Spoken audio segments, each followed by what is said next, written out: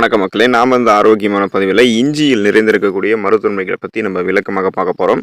பல நூற்றாண்டு காலமாக மருத்துவ உணவுப் பொருளாகவும் இஞ்சி பயன்படுத்தப்பட்டுருக்கு. ஸோ நீங்கள் பார்த்தோம் அப்படின்னா இஞ்சியை பொடியாகவோ எண்ணெயாகவோ சாறாகவோ அல்லது சமையலில் நீங்கள் நசுக்கியும் எடுத்துக்கொள்ளலாம். ஸோ இது வீட்டு உபயோகப் பொருளாக பயன்படுத்தப்பட்டுருக்கு. அதே போல் வைத்தியத்துக்கும் பயன்படுத்தப்பட்டுருக்கு. அழகு சாதன பொருளாகவும் பயன்படுத்தப்பட்டுருக்கு. இஞ்சியில் இருக்கக்கூடிய நிறைய ஊட்டச்சத்துக்களால் என்னென்ன மருத்துவமைகள் நமக்கு கிடைக்குது அப்படின்றத பற்றி தெளிவாக விளக்கமாக பார்க்கலாம்.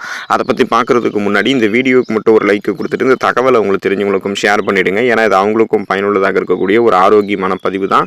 இது போன்ற அப்டேட்ஸ்கள் நீங்கள் தொடர்ந்து பார்க்குறதுக்கு நம்மளுடைய ஹெல்த் நியூஸ் தமிழ் சேனலை மறக்காமல் சப்ஸ்கிரைப் பண்ணி வச்சுக்கோங்க. பக்கத்தில் இருக்கக்கூடிய பெல் பட்டனையும் கிளிக் பண்ணி ஆல் அப்படின்ற ஆப்ஷனையும் செட் பண்ணி வச்சுக்கிட்டீங்க அப்படின்னா நான் போடக்கூடிய எல்லா அப்டேட்ஸும் உங்களுக்கு நோட்டிஃபிகேஷன் அடிக்கடி சேரும். சரிவாங்க மக்களே, இப்போ வீடியோக்குள்ளே போயிடலாம். ஜீரண சக்தியை மேம்படுத்தக்கூடியது இஞ்சி. தினமும் உணவிற்கு முன்பு சிறிதளவு இஞ்சியை உப்பு சேர்த்து சாப்பிட முடியும்னா உமிழ்நீர் சுரக்குவதற்கு அது ஹெல்ப் பண்ணும். ஸோ இது ஜீரண சக்தியை மேம்படுத்தும். நாள்பட்ட அஜீரண கோளாறான டைஸ்பெப்ஸ்ட்ரா உள்ளவர்கள் பார்த்தோம் அப்படின்னா இஞ்சியை உணவில் சேர்க்க வேண்டும் அப்படின்றத மருத்துவர்கள் பரிந்துரைக்கிறாங்க. இது வயிற்று வலியையும் வயிற்றுப்போக்கையும் மற்றும் பல வயிறு சார்ந்த பிரச்சனைகளுமே நமக்கு தீர்க்கிறதுக்கு உதவிகரமாக இருக்கும்.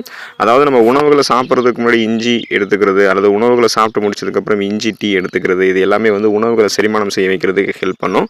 ஸோ அதனால் அஜீரணம் தொடர்பான பிரச்சனைகள்லாம் நமக்கு எதுவுமே இருக்காது. நம்ம சாப்பிட்ட உணவுகள் முறையாக செரிமானமாகப்படும். செரிமானமான உணவுகள் ஊட்டச்சத்துக்கள் உறிஞ்சப்பட்டதுக்கப்புறம் ஸோ அந்த மீதி இருக்கக்கூடிய கழிவுகள் இயல்பான அளவில் வெளியேற்றப்படும். சீரற்ற குடல் இயக்கமோ கடுமையான மலச்சிக்கலோ போன்ற எந்த விதமான செரிமானம் சார்ந்த பிரச்சனைகளும் இருக்காது. செரிமான மண்டலம் தன்னுடைய வேலையை மிக சிறப்பாக செய்கிறதுக்கு இஞ்சி நம்மளுடைய உணவுகளை சேர்த்துக்கொள்ள வேண்டியது அவசியம். குமட்டலை நிறுத்தக்கூடிய ஆற்றல் கொண்டது இஞ்சி. குமட்டல், வாந்தி போன்ற பிரச்சனைகளுக்கு இஞ்சி சிறந்த மருந்தாக இருக்குது. இப்போ கர்ப்பிணி பெண்களுக்கெல்லாம் ஏற்படக்கூடிய காலை நேர அந்த குமட்டல் பிரச்சனையை இஞ்சி கியூர் பண்ணுது. இஞ்சியில் இருக்கக்கூடிய வேதிப்பொருள் நரம்பு மண்டலத்தை கண்ட்ரோல் பண்ணி குமட்டல், வாந்தி மற்றும் மயக்கத்தை கட்டுப்படுத்துது. செரிமான பிரச்சனை இருக்கிறவங்களாம் தினமும் இஞ்சியை சேர்த்துட்டு வரும்போது அதன் மூலமாக ஏற்படக்கூடிய அந்த குமட்டல் பிரச்சனை எல்லாத்தையுமே சரி பண்ணிக்கலாம். ஏன்னா உணவுகள் செரிமானம் ஆகிட்டு கழிவுகள் வெளியேற்றப்படுவதில் வாந்தி, குமட்டல், இந்த மாதிரி பித்தம் போன்ற உணர்வெல்லாம் எதுவுமே இருக்காது. அது அத்தனையுமே இஞ்சி நமக்கு சரி பண்ணிடும். நீங்கள் பயணங்களின் போது அதுக்கு முன்னாடி இஞ்சியை பயன்படுத்துனீங்க அப்படின்னா அந்த டிராவல்ஸ் டைமில் உங்களுக்கு அந்த வாந்தி இருக்கக்கூடிய உணர்வு, குமட்டல் உணர்வெல்லாம் இருக்காது. கர்ப்பிணி பெண்களுக்கு ஏற்படக்கூடிய குமட்டல் உணர்வையுமே இஞ்சி சரி பண்ணிடும். கீழ்வாதத்தை நீக்குகிறது இஞ்சி. இஞ்சியில் ஜிஞ்சரால் அப்படின்ற அந்த வேதிப்பொருள் இருக்குது. இது மூட்டு மற்றும் தசைவலிக்கு நிவாரணியாக இருக்குது. பொதுவாக உடற்பயிற்சி செய்கிறவங்கெல்லாம் அப்புறம் விளையாடுபவர்களுக்கெல்லாம் பார்த்தோம்னா சுளுக்கு ஏற்படும், கால் வலி ஏற்படும், தசைவலி போன்றவையெல்லாம் ஏற்படும். ஸோ அவங்களுக்கெல்லாம் இஞ்சி சிறந்த மருந்தாங்க இருக்குது.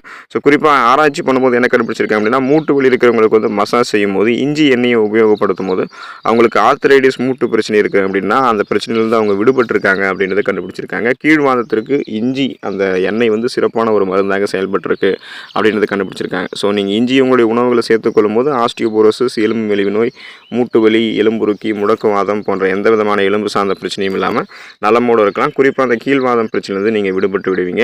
எடை இழப்புக்கு உதவிகரமாக இருக்கும் இஞ்சி.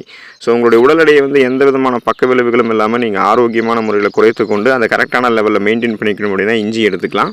எடை குறைப்பதில் இஞ்சி முக்கிய பங்கு வகிக்குது. உண்மையாகவே உடல் பருமனாக இருப்பவர்களினுடைய அந்த இடுப்பு பகுதி குறைக்கிறதுன்றது ஒரு சவாலான விஷயம். ஆனால் அதுக்கு இஞ்சி உங்களுக்கு உதவிகரமாக இருக்கும்.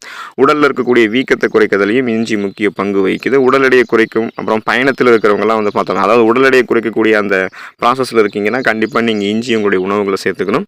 நீங்கள் சேர்த்துக்கிட்டிங்கன்னா இது உங்களுடைய உடலில் இருக்கக்கூடிய தேவையில்லாத கழிவுகளை வெளியேற்றிட்டு உங்களுக்கு பசி நேரத்தில் பசி எடுக்க வைக்கும். நீங்கள் சாப்பிட்டீங்க அப்படின்னா அதிக கலோரிகள் இருக்கக்கூடிய உணவுகளை சாப்பிடாமல் குறைந்த கலோரிகள் இருக்கக்கூடிய உணவுகள் எடுத்துக்கொண்டு அந்த உணவுகள்லேருந்து ஊட்டச்சத்துக்கள் உறிஞ்சப்பட்டு உங்களுடைய உடல் ஆற்றலாக இருக்கும். இஞ்சி அதிக உணவுகளை சாப்பிட்றத தடுத்து நிறுத்தும். ஸோ நீங்கள் இஞ்சியை சாப்பிடும்போது குறைந்த கலோரிகள் இருக்கக்கூடிய ஆனால் அதே சமயம் ஊட்டச்சத்து அதிகமாக இருக்கக்கூடிய உணவுகள் எடுத்துக்கொண்டு பசியை கண்ட்ரோல் பண்ணி ஏற்கனவே உங்களுடைய உடலில் தேங்கியிருக்கக்கூடிய அதிகப்படியான கொழுப்புகளை கரைத்து உங்களுக்கு ஆற்றலாக மாற்றி கொடுத்து இஞ்சி உங்களுடைய உடல் எடையை குறைத்து கொடுக்கும். அந்த குறைந்திருக்கக்கூடிய எடையை கட்டுக்கோப்பாக மெயின்டைன் பண்ணுறதுக்கும் அடிக்கடி உங்களுடைய உணவுகளை நீங்கள் இஞ்சி சேர்த்துக்கொள்ள வேண்டியது அவசியம்.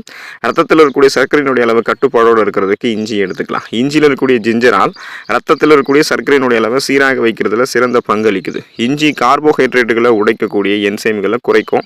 எனவே இது குளுக்கோஸ் இருக்கு இல்லையா, அந்த சர்க்கரை அதோடைய வளர்ச்சிதை மாற்றத்திற்கு ஹெல்ப் பண்ணும். இப்போ டைப் 2 சுகர் பேஷண்ட்டாக நீங்கள் இருக்கீங்க அப்படின்னா இன்சுலின் உற்பத்தி உங்களுக்கு போதுமான அளவுக்கு செய்கிறது கிடையாது. இது குளுக்கோஸ் உங்களுடைய உடல் முழுவதுமாகவே பரவதை உறுதி செய்வதற்கும் உங்களுடைய ரத்த ஓட்டத்தில் சேராமல் இருக்கிறதுக்கும் ஹெல்ப் ஹெல்ப் பண்ணும். ஸோ அதனால் உங்களுடைய பிளட்டில் வந்து சுகரோடைய அளவு அப்படின்றது வந்து கண்ட்ரோலாக தான் இருக்கும். நாளடைவில் அந்த சுகர் பிரச்சனை வந்து நீங்கள் விடுபடுவதற்கு இஞ்சி உங்களுக்கு வந்து உதவிகரமாக இருக்கும். உங்களுக்கு சுகர் ப்ராப்ளம் வரக்கூடாது அப்படின்னா இப்போ இருந்தே நீங்கள் வந்து இஞ்சி உங்களுடைய உணவுகளை சேர்த்துக்கலாம். கொலஸ்ட்ரால் பிரச்சனை குறைவதற்கு இஞ்சி எடுத்துக்கலாம். தொடர்ந்து இஞ்சி சாப்பிடும்போது ட்ரைக்ளிசரைடுகள், மொத்த கொழுப்பு மற்றும் கெட்ட கொழுப்பு நடவுகள் வந்து குறைக்கிறதாக ஆய்வுகளில் குறிப்பிட்றாங்க. ஆனால் கொலஸ்ட்ரால்களை குறைக்கிறதுக்கு இஞ்சி எடுத்துக்கொள்ளலாம் அப்படின்னு திட்டவட்டமாக வந்து சொல்ல முடியாது அப்படின்னு சொல்கிறாங்க. ஸோ ரத்த நாளங்களில் படிந்திருக்கக்கூடிய அந்த கெட்ட கொழுப்புகளை வந்து குறைத்துக் கொள்வதற்கு இஞ்சி ஓரளவுக்கு பங்களிக்கும்னு சொல்கிறாங்க. இப்போ நீங்கள் அதை எடுத்துக்கிட்டிங்கன்னா அந்த கொழுப்புகள் குறைக்கப்படும் போது ரத்த நாளங்கள் இயல்பான அளவில் சுருங்கி விரிஞ்சு இதயத்துக்கு ரத்த ஓட்டத்தை அனுப்பும். இதன் மூலமாக இதயத்திற்கு தேவையான ரத்த ஓட்டம் கிடைக்கும் பொழுது நம்ம ரெஃப்ரெஷ்மெண்ட்டாக புத்துணர்ச்சி சுறுசுறுப்பாக இருப்போம்.